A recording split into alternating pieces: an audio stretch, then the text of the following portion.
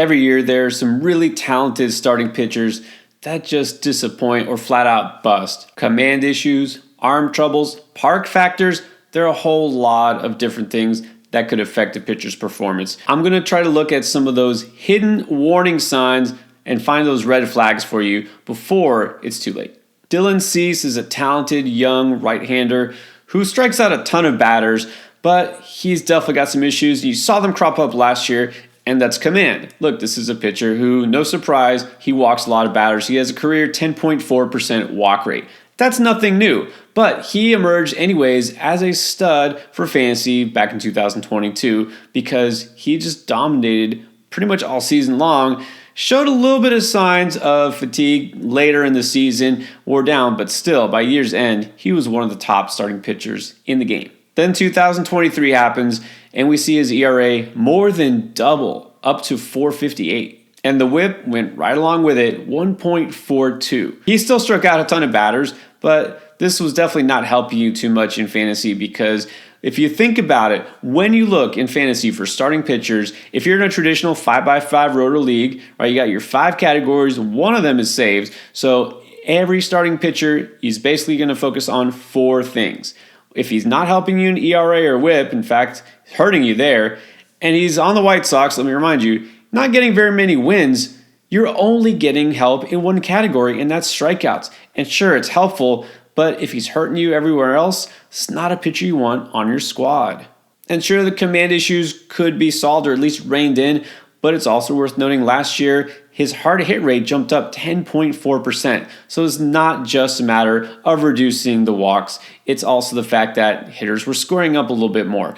Now, if you look at his profile, again, this is still a young pitcher, but all told, it looks like that one season, his standout 22 season, is more of an outlier. You know, he's kind of been effectively wild so far, but I'll tell you what, I don't expect him to cut down on the walk rate that much. We know this team is definitely not winning more games this coming year. At least I don't expect them to. And so even if the ratios are better, there's just too many red flags here. I'm probably passing on Dylan Cease this year. How about another pitcher who has supreme arm talent, has been a high-end prospect for a while? It looks like Jesus Luzardo finally figured it out in Miami. That's a great place, if nothing else, for a starting pitcher. He finally actually made it through a whole season unscathed. Injuries have been holding him back. All right, so let's just take that off the board. Let's say he doesn't get injured again. You can never predict injuries, and he looks pretty good. What is the warning sign here for Luzardo? It's the long ball. Home runs, of course, depend on a lot of factors, the park you're at, and a lot of things could go differently. Well, they went right for him last year. He overachieved on his expected home run rate by 3.5. That was one of the highest marks in terms of differences in his favor out of all starting pitchers. And of the home runs he did give up, a whopping 68% were no doubters. That means they would have been gone in any park. And so when hitters are getting a hold of one on him, there's no doubt it's gone, and it looks like he should have given up even more home runs. This guy who does pitch, remember, Marlins Park, this is a very favorable place for pitchers, but half his games are not at home, and he's giving up too many. If he sees some negative regression in that sense next year, we could see his ERA go up. The strikeouts are still there. This is very similar to what I just talked about with Dylan Cease. 208 strikeouts, that's great, but what about the wins? Not so much. He had a 10-10 record last year. The Marlins arguably a little better than the White Sox, but still, this is not someone with a path to 15-plus wins. So he's really going to be a little too strikeout dependent on me. Now, luckily, his draft price isn't that high right now, but still, you should know that instead of assuming he will take a step forward and just continue to get better, it's not necessarily the case. Now, when I dig into the numbers to try to find some of these stats and categories and pitchers that I want to either decide I'm in or I'm out on, I'll tell you, this is a guy I was in, and now I'm starting to backpedal a little bit. I'm a little worried about Joe Ryan for the Twins. Another pitcher who strikes out a ton of batters. That's good. That's what you want. Twins should at least be a decent competitive team.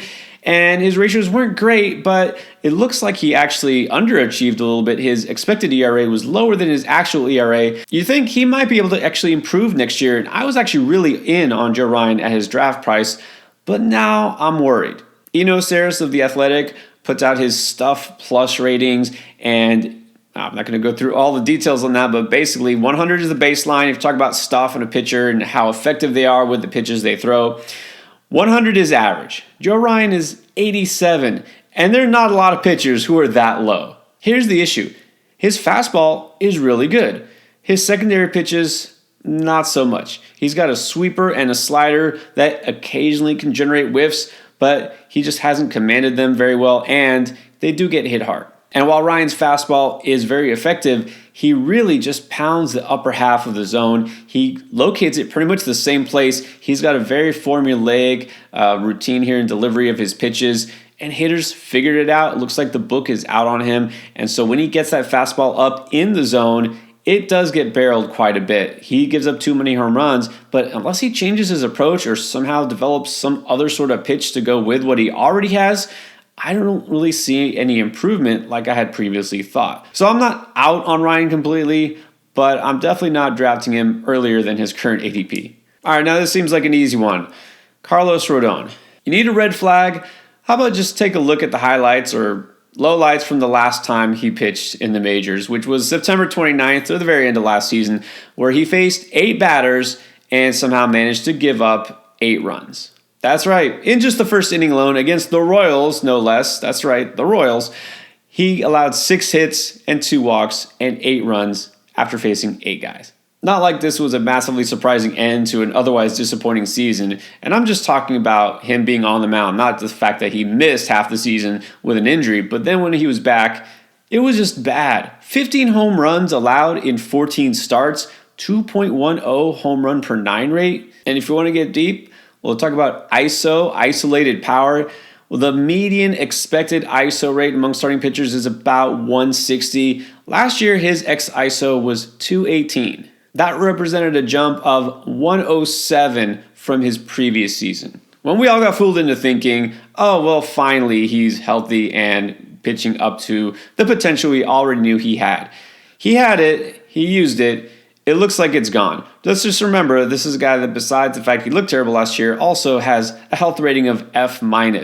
You can't guarantee that he's really going to stay healthy next year no matter what you hear about him in the spring, and then he just did not look the same. I'm not taking this chance again. I'm out. And then it was just a bad all-around campaign for Christian Javier of the Astros. His ERA jumped up a full 2 runs, but what's most striking is the fact that his strikeouts just disappeared almost. How does someone's strikeout rate drop from the 94th percentile down to 48th percentile in just 1 year? You know, earlier I talked about Luzardo and how he really got lucky with some of his home runs based on expectations. Javier really got away with a lot, and he gave up plenty of home runs, but minus 4.8 in expected home runs minus actual home runs. He could have given up 5 more. And his no-doubt rate, 55%. Not too encouraging. The strikeouts disappearing, the hard hits keep getting harder, and if you look at his projected ERA for next year, it's 4.5. That's just not cutting it. Even for like a late end of rotation kind of arm, you can probably do better. Look, I know it's early, but it's still hard for me to understand how pitchers like Rodon and Javier, who we've already seen getting hit hard here, are still being drafted ahead of promising young pitchers like Bryce Miller, Brian Wu, Hunter Brown, Gavin Williams. I would rather take a chance on some of those guys. Then there's a pitcher who is still pretty young, but look, I used to be high on Josiah Gray, but I think I'm backing all the way off of him now. Let's talk about that stuff again, or in his case, not enough stuff. 90 stuff plus rating, again, well below average. And it's not like he ever had amazing heater to begin with, but somehow he lost 2.5 miles per hour on his fastball. It's down to 91.8 on average. Not too good. His strikeout rate, not surprisingly, keeps going down. It used to be that he was all over the place. Again, he still gives up a ton of home runs, but he at least could strike batters out. And now he's opted for a more, let's induce soft contact kind of approach to try to reduce the home runs, which is smart. But the result is he's striking out fewer batters, and that's just not fantasy friendly. You want to look at the projections? 5.45 projected ERA, and this is regressed and park adjusted. Not good. There's really no reason I can think of to touch Gray, and let's just be honest, it's not like Washington has done a good job of developing young pitching or any pitching anytime recently. All right, I promised you a surprising name, and here it is. You probably weren't expecting me to talk about the number one pitcher in the game and in fantasy, Spencer Strider. All right, hear me out on this one. First of all, I'm not calling him a bust. I'm not saying I'm not drafting Spencer Strider, and I'm not saying that he's going to be bad in any way, but there is a chance he's not the SP1 in fantasy this year, and there are some things we just need to at least consider. And if you had him last year, then you probably know some of these things cropped up in the second half. So he did finish strong, but he did lose a tick last year. Fastball went from 98.2 to 97.2.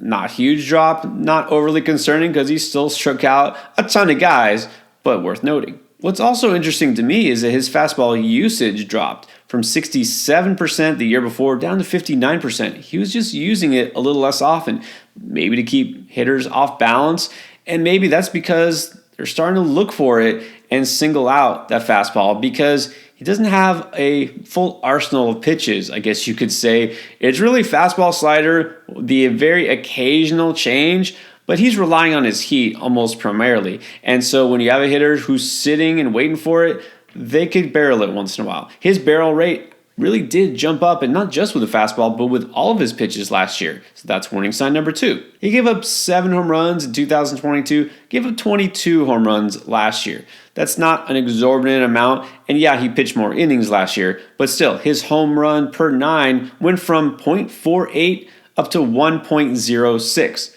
It doubled. And then finally, again, don't shoot the messenger, but we have to just accept the reality and the possibility of what could happen from a guy who throws so hard. See if you can figure out what Strider has in common with these guys. Jacob deGrom, Sandy Alcantara, Robbie Ray, Walker Buehler, Shane McClanahan. You probably figured it out.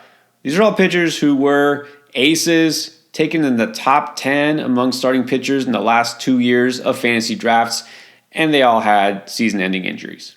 There are plenty of other pitchers I could add to this list who just aren't as high-end as these pitchers, but you get the message. I'm not putting this on him. Trust me, I hope Strider makes it through an entire full season, but you have to accept the fact that there is risk whenever you take a starting pitcher super early. And this goes for all the pitchers I talked about. I'm not saying that all of them are undraftable. Sure, you take a shot on a guy at the right price, but you have to look at the signs and figure out, is this a smart investment for my fantasy team? Now, if you want to know which players I'm just flat out calling busts for this coming season, well, you can check this out right here.